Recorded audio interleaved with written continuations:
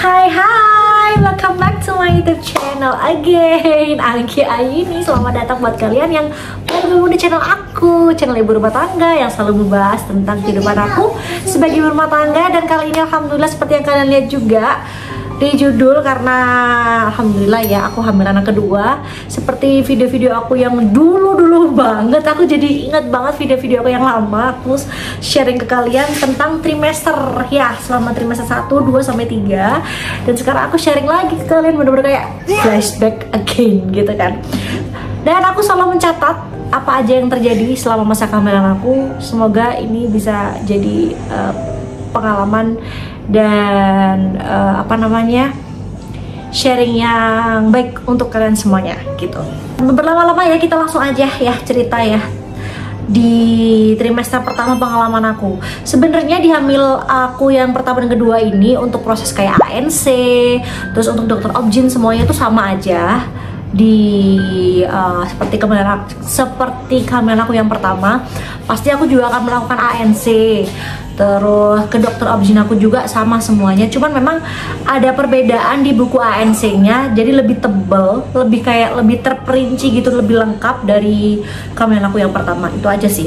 Di trimester pertama, seperti yang terjadi pada kehamilan aku dulu di Anka, PD aku tuh besar sama, tapi putingnya itu keluar gitu, besar.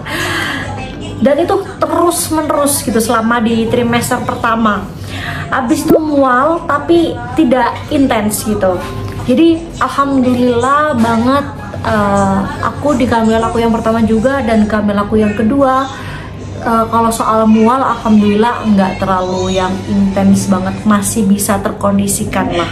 Terus abis itu yang ketiga, sensitif dengan bau. Kalau bicara soal sensitif bau ini ya, setiap sudut ruangan selama aku di trimester pertama itu kayak bau banget. Aku tuh nggak ngerti ya, ini tuh beda banget sama kehamilan aku yang pertama.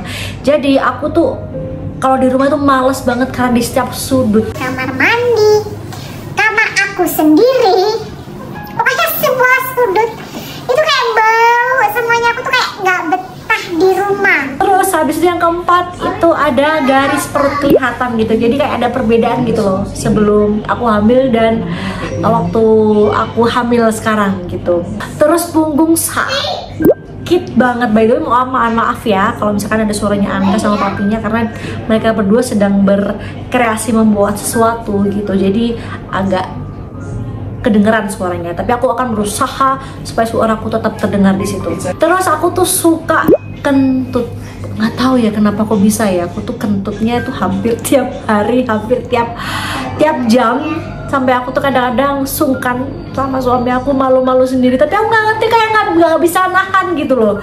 Habis itu suka sendawa, balik lagi ya, aku tuh sama itu kayak ciri-ciri aku kehamilan aku yang tanpa aku sadar kalau aku hamil itu tuh suka sendawa, yang aku pikir asam lambung aku naik gitu teman-teman. Sering pipis. Nah kalau sering pipis ini memang kan wajar ya, namanya bumil pasti bakalan sering pipis, apalagi nanti di trimester kedua dan trimester ketiga bakalan sering-sering pipis gitu. Ini yang paling konyol sih. Kalau dulu itu di kehamilan aku yang pertama, aku tuh nggak bisa nyium nasi kan. Nah tapi aku di kehamilan aku yang kedua ini aku bisa makan nasi, bisa cium nasi gitu. Aku masih bisa masak, alhamdulillahnya gitu. Tapi kadang-kadang sih di trimester pertama gitu, tapi aku masih bisa makan nasi gitu. Tapi aku nggak suka sama daging ayam. Mau ayamnya diolah jadi ayam, sate ayam, soto ayam, jangankan itu, mie instan yang ada rasa ayamnya, aku tuh bener-bener kayak mual banget sampai di trimester kedua akhir kalau nggak salah. Aku tuh nggak bisa sama daging ayam, apapun olahannya. Nggak suka dideketin suami. Ayo, siapa yang sama kayak aku? Sampai suami aku tuh, dia tuh udah wangi, udah mandi. Pokoknya suami aku tuh jarang banget deh kalau deket aku tuh nggak bersih, nggak pokoknya dia tuh bersih banget dan wangi. Tapi aku tuh nggak suka, meskipun dia udah mandi ataupun nggak mandi sama aja aku tuh nggak suka. Sampai aku tuh minta maaf ke dia waktu di masa-masa trimester pertama itu, nggak bisa kena pedas sedikit pun. Itu ya wajar sih ya. Nah terus abis itu di trimester pertama aku tuh ada sedikit keputihan gitu.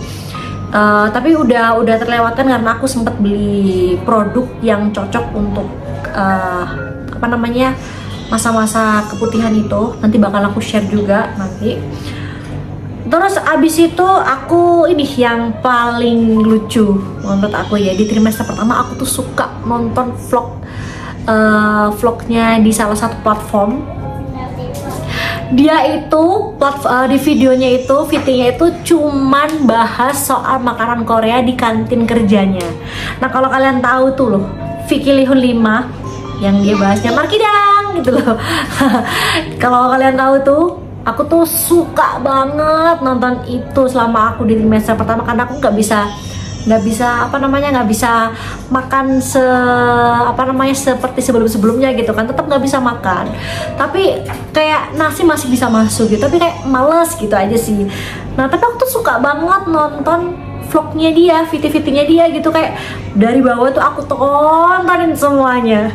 Itu sempat viral di platform aku gitu.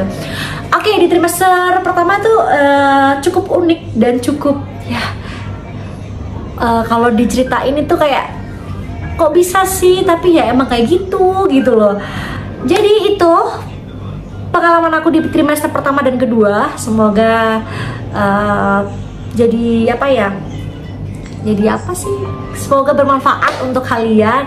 Kalau kalian juga punya cerita-cerita di trimester pertama kedua yang unik-unik, kalian bisa langsung komen ya di kolom komentar supaya kita bisa sharing sama-sama gitu teman-teman. Dan terima kasih juga yang sudah nonton video aku dari awal sampai akhir. Semoga kita bisa bertemu terus. Dan terima kasih buat teman-teman yang selalu setia sama video-video aku. Dan sampai jumpa di video-video aku selanjutnya. Bye bye.